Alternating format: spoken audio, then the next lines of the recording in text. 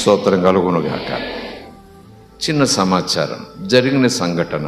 ఈ మధ్య కాలంలోనూ సంవత్సరం లెక్కలేదు కానీ ట్రైన్ వెళ్తూ ఉంది. ఒక పెద్ద అయిన ముసలైన ట్రైన్లో సువార్త ప్రకటిస్తున్నాడు.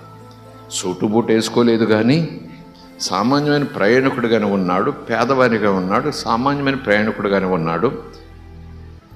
ఆయన ఆ ట్రైన్లో అలాగా కంపార్ట్మెంట్లో తిరుగుతూ యేసుని నమ్ముకోండి, యేసు ప్రభు సజీవుడు, ఆయన చచ్చిపోలేదు, మన పాపాల కోసం చనిపోయాడు, ఆయన సజీవుడు, ఇప్పటికీ బ్రతికే ఉన్నాడు, ఆయనంది పాపక్షమాపణ అంటూ ఆ కంపార్ట్మెంట్లో తిరుగుతూ మళ్ళీ వెనక్కి వస్తామంటే ఒక ఆమెకు బాగా కోపం వచ్చింది. ఇక్కడ ప్రకటిస్తావేంటి అని కేకలేసింది. ఒక నెట్టు నెట్టింది. కాస్త తూలాడు కానీ ముందుకెళ్ళిపోయాడు. కూర్చున్నాడు. కానీ పరిశుద్ధాత్మ లే మాట్లాడన్నాడు. లేచాడు. మళ్ళీ కంపార్ట్మెంట్ చివరికి వెళ్ళాడు. ట్రైన్ నడుస్తూనే ఉంది. అక్కడ నిలబడి మళ్ళీ అదే మాట. పెద్ద ప్రసంగాలు రెఫరెన్స్లు ఏం కాదు. యేసు సజీవుడు, బ్రతికే ఉన్నాడు, ఈరోజు మన మధ్యన ఉన్నాడు, మన పాపాలు ఒప్పుకుంటే మనకి క్షమాపణ, యేసు సజీవుడు అంటూ మళ్ళా వస్తున్నాడు. ఈమె మరలా సీట్లోంచి లేచింది. చాలా కోపంతో లేచింది. ఏదేదో అన్నది. అయినా నిలబడ్డాడు ఆయన. అవునమ్మా నిజమా నేను చెప్పేది అన్నాడు. కాలు చెప్పు తీసింది. ఆ చెంప ఈ చెంప నిజంగా జరిగిందట. ఆ చెంప కట్టేస్తే జనం అదేంటమ్మా అని అనేవారు ఉన్నారు. కొంతమంది వింతగా చూస్తున్నారు. కొంతమంది అవును ఆవిడ చేసిన దాంట్లో తప్పేముంది అన్నట్టుగా చూస్తున్నారు.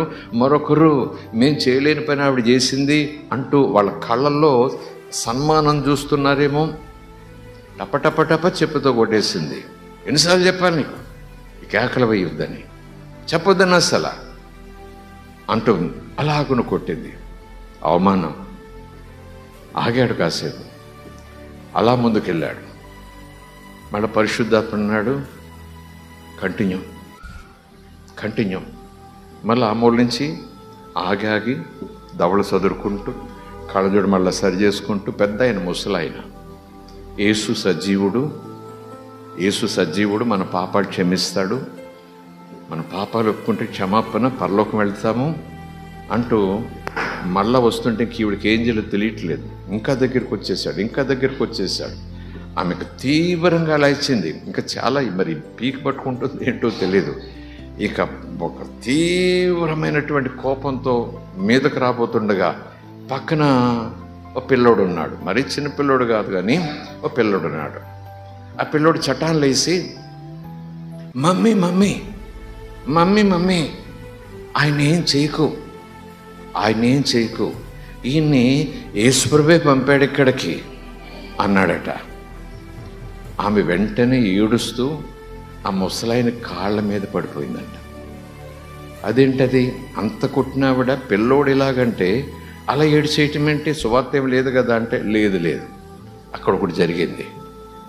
ఎందుకంటే ఇంకా అతను ఏదో చేయాలని ప్రయత్నం చేస్తున్న ఆమెకు ఈ పిల్లోడు అడ్డొచ్చాడు. నిజానికి ఆ పిల్లోడు మమ్మీ యేసుప్రభువే ఆ వ్యక్తిని ఇక్కడ పంపాడు, ఈయన యేసుప్రభు పంపాడు అందుకే వచ్చాడు అన్న పిల్లవాడట పుట్టుకతోనే మోగవాడట. Praise the lord, hallelujah, glory.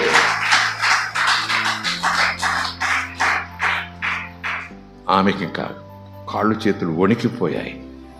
భయపడిపోయింది, తట్టుకోలేకపోయింది. కళ నిజమా?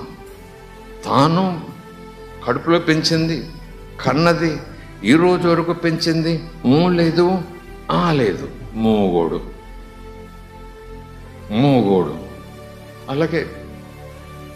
కానీ ఈరోజు మొదటి మాట, స్పష్టమైన మాట, దేవుడు ఈయన్ని ఇక్కడ పంపాడు అన్న మాట. ఆమె అలా కుర్రోని చూసి ఇంకా అసలు ఏం లేదు, బోరుని ఏడుస్తూ ముసలైన కాళ్ళ మీద పడిపోయి నాకు యేసు ప్రభువు కావాలన్నంతే.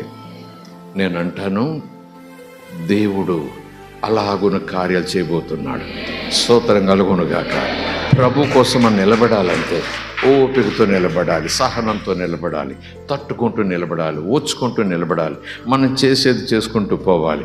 మనం ఏమి కూడా చేతులు వేయాల్సిన పని లేదు, నూనె జల్లాల్సిన పని లేదు, 10,000 ఇవ్వడం మీకోసం ప్రార్థన చేసిన పని లేదు. ఆయన చెప్పినది పరిశుద్ధాత్మ ప్రేరేపణతో చేసుకుంటూ పోతుంటే ఆయన నీ కూడా వచ్చి తన శక్తిని విడుదల చేస్తూ ఉంటాడు. రాబోయే దినాల్లో ఇంకా కుమ్మరించేస్తాడు ఆయన, చాలా కుమ్మరించేస్తాడు ఆయన. అవకాశం ఆయనకి ఇవ్వాలి, అవకాశం యేసయ్యకి ఇవ్వాలి. యేసయ్యకి ఇవ్వాలంటే ఆయన కోసం నువ్వు నిలబడాలి. ప్రైజ్ అలాడ్ హల్లెలూయా. పారిపోతే కుదరదు, నువ్వు నిలబడాలి, మౌనంగా నిలబడాలి. యేసు సజీవుడని చెబుతూనే ఉండాలి. దేవుడు కార్యములు చేయకపోతే ఆయన అడగాలి. ప్రైజ్ అలాడ్ హల్లెలూయా. దేవుని నామానికి స్తోత్రం.